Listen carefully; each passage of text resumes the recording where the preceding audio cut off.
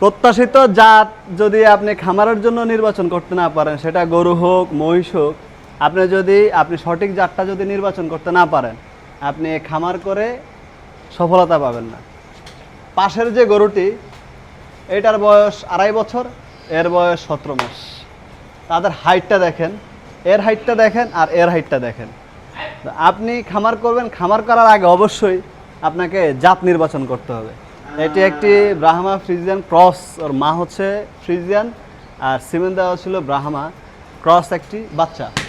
তো আমি এই কথাগুলো আমি যদিও গরু রিলেটেড ভিডিও আপনাদেরকে দিচ্ছি না, আমি মহিষে সবসময় আপনাদেরকে ফোকাস করতেছি, যেহেতু এটা রোগ প্রতিরোধ ক্ষমতা খুবই ভালো, তাই মহিষে আপনাদেরকে আমি সবসময় অ্যাপ্রিসিয়েট করার চেষ্টা করি।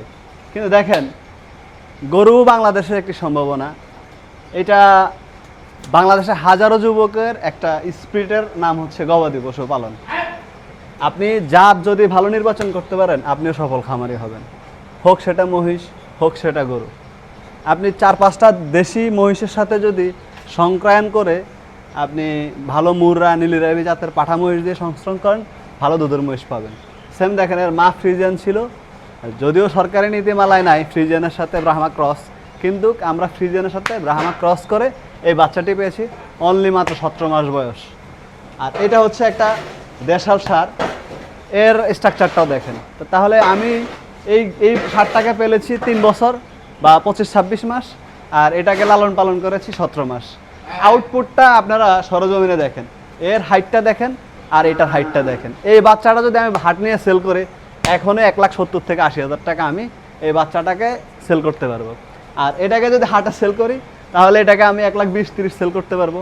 তাহলে এখানেই আপনার প্রত্যাশাটা আপনি দেখেন, আমি জাতেও ভালো বাছুর পেয়েছি, দামও ভালো পেয়েছি, এটাতে দামও কম পেয়েছি, কিন্তু সময় বেশি লাগিয়েছি। তো খামারিদের এই ছোট্ট ছোট্ট বিষয়গুলো আপনাকে অবশ্যই জাত নির্বাচনটা সঠিক করতে হবে। আপনি কি পালবেন, কেন পালতেছেন, বা আপনার ফিউচার প্ল্যানিংটা কি, এইগুলো আপনাকে অ্যানালাইসিস করতে হবে। অ্যানালাইসিস করলে আপনি খামার করে সফল হবেন। 5টা পালার দরকার নেই ভাই, 1টা পালেন, 2টা পালেন, দেখবেন আপনি সফল খামারি হবেন। ধীরে ধীরে শিখেন। আপনি অন্যের একটা সাজানো গোছানো সংসারে যে অধিপত্য করার চেয়ে নিজের ছোট্ট ছোট্ট তিলে তিলে নিজের জিনিসটাকে বড় করাটা হচ্ছে শ্রেয়।